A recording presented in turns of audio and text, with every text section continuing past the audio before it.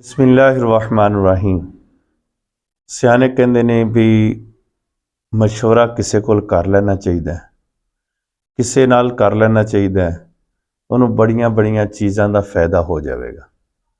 अच्छा, मैं 3-4 मशवरे लोगों नाल कीते ते सियाने बंदियां नाल कीते। सियाने बंदे तो मुराद इलम वाले बंदे, ते मैनू बड़ा ही फायदा होया।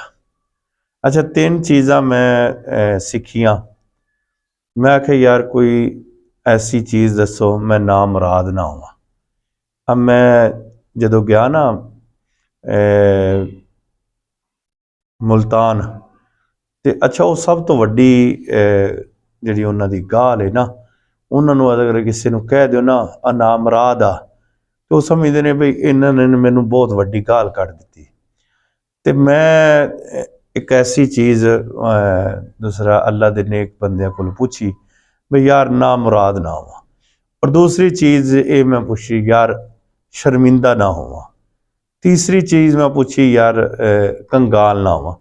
आ 3 चीज़ां सारे बंदे चाहते हैं यार, ना असी कंगाल होइए, ना असी दूसरा शर्मिंदा होइए किसी गल तो, ते ना असी ना मुराद होइए। तो सियाने बंदियां कोल बहन नाल बड़े ही फायदे ने। तो मैं जदों ना किसी सियाने बंदे कोल गया ना, तो उस सियाने बंदे ने मैनू ये दस्या भी प्यारे आका सल्लल्लाहु अलैहि वसल्लम ने इन्हां 3 चीज़ों का जवाब दिता है। अपने नबी हज़रत मुहम्मद सल्लल्लाहु अलैहि वसल्लम ने ये 3 चीज़ों का आपां जवाब दिता है। मैं बड़ा खुश होया सरकार के नाम तो, क्योंकि सरकार का नाम जदों आवे तो कलेजे नूं ठंड पै जाती और बंदा जिहड़ा ना वो ऐ ठर जाता है। और कई तो सरकार के नाम ते अंगूठे चुमते हैं तो अल्लाह उन्हां ते अपनी रहमत का नज़ूल फरमाए। बहुत चंगी गल है, अच्छी गल है कि सरकार का नाम आवे तो बंदा सुकून मिल जाए, ठंड पै जाए। तो सरकार के नाम तो मोमन के दिल नूं ठंड पै जाती है। तो मैं जदों उन्होंने गल सुनाई बई ये 3 आपां किसी बंदे कोल नहीं जाने, इन्हां 3 गल्लां दा ये जिहड़े तू चाहना ना, ये प्यारे आका सल्लल्लाहु अलैहि वसल्लम ने इन्हां दा जवाब दिता। खुश हो गया। और हज़रत अनस बिन मालिक रदी अल्लाह तआला अन्हु बड़े प्यारे साहबी ने। ये उस साहबी ने जिहड़े सरकार दे कोल 10 साल की उम्र च इन्हां दी मां छड़ गई, बल्कि बाद ने कहा भी 10 साल सरकार की बारगाह च रहने।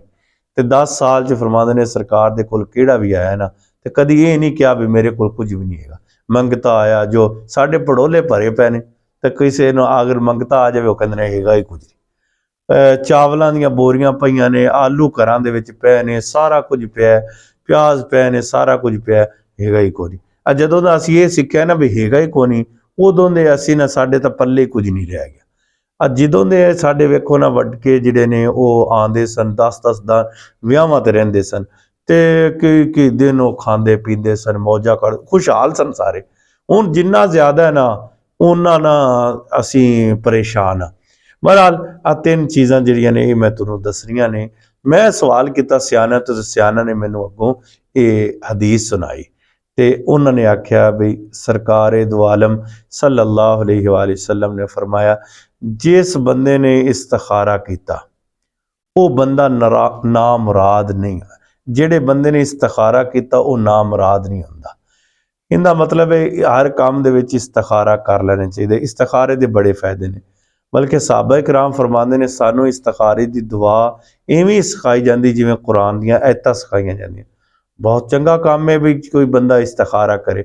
इस्तिखारा करन दा तरीका बड़ा ही जबरदस्त है, को मेरे को सीख लवो, उलमा दे कोल सीख लवो। निक्कियां निक्कियां किताबां दे विच भी इस्तिखारे दी दुआ मिल जाती है।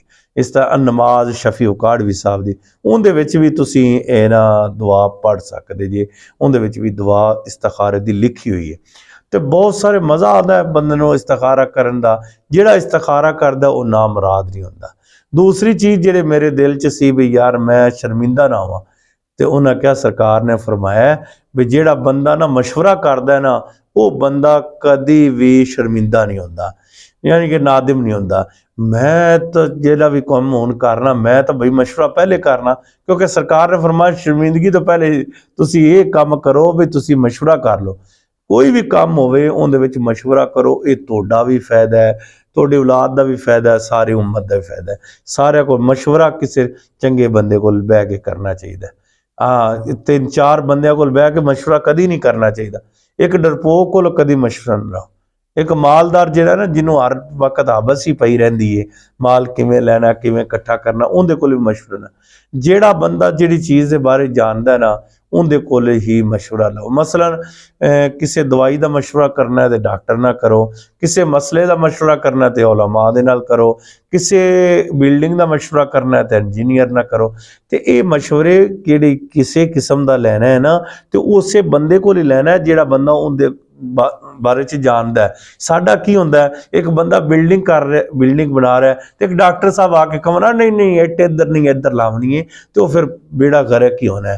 ਉਹ ਇਵੇਂ ਹੀ ਹੋਵੇਗਾ ਫਿਰ ਜਿਵੇਂ ਕੋਈ ਆਂਦਾ ਸੀ ਬਈ ਤੇਰੀ ਨਾ ਉੱਤੋਂ ਜਗ੍ਹਾ ਵੱਧ ਗਈ, ਯਾਨੀ ਕਿ ਉਹਨਾਂ ਨੇ ਨਾ ਮਿਸਤਰੀਆਂ ਨੇ ਦੀਵਾਰ ਹੀ ਪੁੱਠੀ ਕਰ ਦਿੱਤੀ, ਯਾਨੀ ਕਿ ਨਾ ਜਗ੍ਹਾ ਉੱਤੋਂ ਵੱਧ ਗਈ। ਤੇ ਇਵੇਂ ਦੇ ਮਸ਼ਵਰੇ ਫਿਰ ਚੰਗੇ ਨਹੀਂ ਹੁੰਦੇ। ਮਸ਼ਵਰਾ ਉਹਦੇ ਕੋਲ ਲਵੋ ਜਿਹੜਾ ਅੱਲਾ ਦੇ ਰਸੂਲ ਨਾਲ ਮੁਹੱਬਤ ਕਰਦਾ। ਅੱਛਾ, ਤੀਸਰੀ ਚੀਜ਼ ਸੀ ਮੇਰੀ ਵੀ ਕੰਗਾਲ ਨਾ ਹੋ। ਆਹ ਬੜੀ ਚੀਜ਼ ਲੋਕ ਕੀ ਆਂਦੇ ਨੇ, ਕੰਗਾਲ ਨਾ।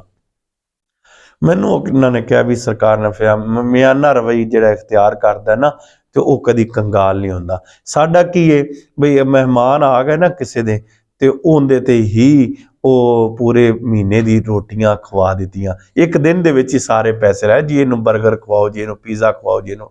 ਜਿਹੜਾ ਘਰ ਦੇ ਵਿੱਚ ਪੱਕੇ ਉਹੀ ਮਹਿਮਾਨਾਂ ਵਾ। ਅੱਲਾ ਨੇ ਅਗਰ ਤੁਹਾਨੂੰ ਜ਼ਿਆਦਾ ਦਿੱਤਾ ਤਾਂ ਫਿਰ ਉਹਨਾਂ ਦਾ ਜ਼ਿਆਦਾ ਖਿਦਮਤ ਕਰੋ, ਲੇਕਿਨ ਇਹ ਨਹੀਂ ਮਿਆਨਾ ਰਵੱਈਆ ਇਖਤਿਆਰ ਕਰੋ। ਜਿੰਨਾ ਹੈਗਾ ਉਸੇ, ਜਿਹੜਾ ਘਰ ਦੇ ਵਿੱਚ ਬਣਦਾ ਉਹੀ ਮਹਿਮਾਨਾਂ ਨੂੰ, ਜਿਹੜਾ ਘਰ ਦੇ ਵਿੱਚ ਬਣਦਾ ਉਹੀ ਸਾਰਿਆਂ ਨੂੰ, ਫਕੀਰਾਂ ਨੂੰ, ਸਾਰਿਆਂ ਨੂੰ। ਜੇ ਇਹੋ ਜਿਹਾ ਬੰਦਾ ਵੀ ਤੁਹਾਨੂੰ ਮਿਲੇ ਉਹੀ ਖਵਾਓ ਜਿਹੜਾ ਘਰ ਦੇ ਵਿੱਚ ਬਣਿਆ। ਦਰਮਿਆਨਾ ਰਵੱਈਆ ਤੋਂ ਮੁਰਾਦ ਹੈਗਾ ਵੀ ਬਰਨੀਆਂ ਫੂਟਾ ਛੂਟਾ ਨਹੀਂ, ਜਿਹੜਾ ਵੀ।